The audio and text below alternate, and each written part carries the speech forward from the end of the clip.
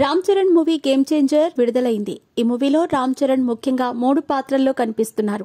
అందులో మెయిన్ గా powerful IAS పాత్రలో ఆయన కనిపించిన తీరు, డైనమిక్ నిర్ణయాలు ప్రస్తుతం చర్చనీయాంశంగా మారాయి.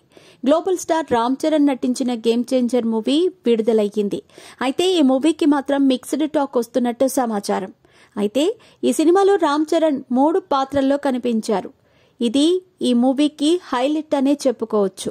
ముఖ్యంగా కాలేజ్ యూత్ లుక్, మరొకటి డైనమిక్ ఐఏఎస్ గాను, మరోసారి తండ్రి పాత్రలో కనిపిస్తున్నారు.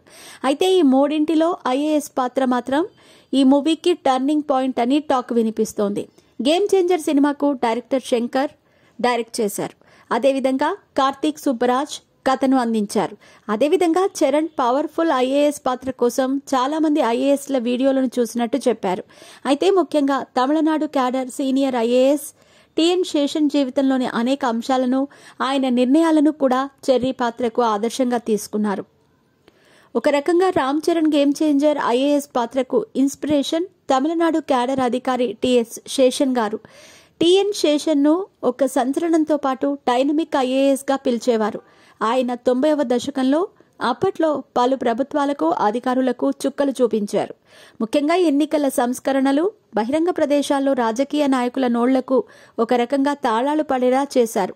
ఆయన సంచలన నిర్ణయాలను భరించలేని ప్రభుత్వాలను ఆయన కొన్ని కేసుల్లో ఇరికించాయి.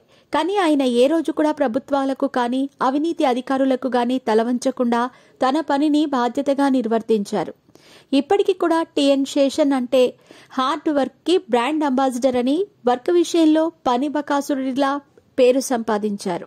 కేవలం ఎన్నికల సంఘంలోనే కాకుండా పనిచేసిన ప్రతి శాఖల్లో కూడా విప్లవాత్మకమైన మార్పులు తీసుకొచ్చారని, టిఎన్ శేషన్ చేసిన సేవల్ని ఇప్పటికీ కూడా కొనియాడుతూ ఉంటారు.